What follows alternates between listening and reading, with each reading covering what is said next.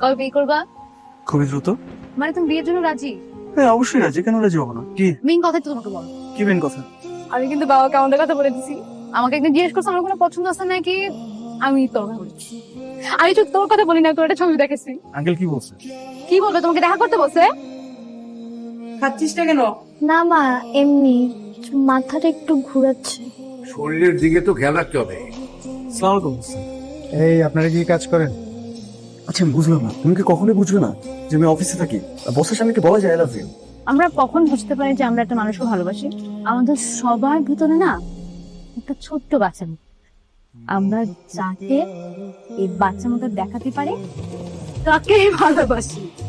Hello hello aunty, class শেষে বৃষ্টি হঠাৎ অসুস্থ হয়ে গেছে, আমরা ওখানে হাসপাতালে আসছি। বৃষ্টি? হ্যাঁ হাসপাতালে। হ্যাঁ, বৃষ্টি কি অবস্থা?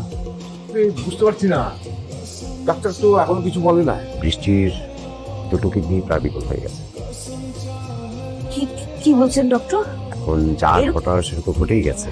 এখন খুব দ্রুত চিকিৎসার ব্যবস্থা করতে হবে। 25 থেকে 30 লক্ষ টাকা লাগবে সব মিলিয়ে চিকিৎসার খরচ।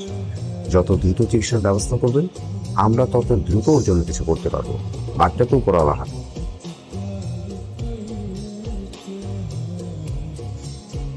আল্লাহ তোমার কাছে ভিক্ষা চাই। সব কিছু মিলা মাত্র 15 লাখ টাকা হয়। বাবা অর্ধেক টাকা তো তুমি ম্যানেজ করে ফেলছো, বাকিটা আমি ব্যবস্থা করতেছি, তুমি কোনো চিন্তা করো না। বাকি 15 লাখ হ্যাঁ কোথা থেকে পাবো, কে দিবে? আর বড় ভাইটা তো এখন বাইচে আছে নাকি? তুমি অনেক টাকা ম্যানেজ করে ফেলছো, বাকিটা আমি দেখতেছি।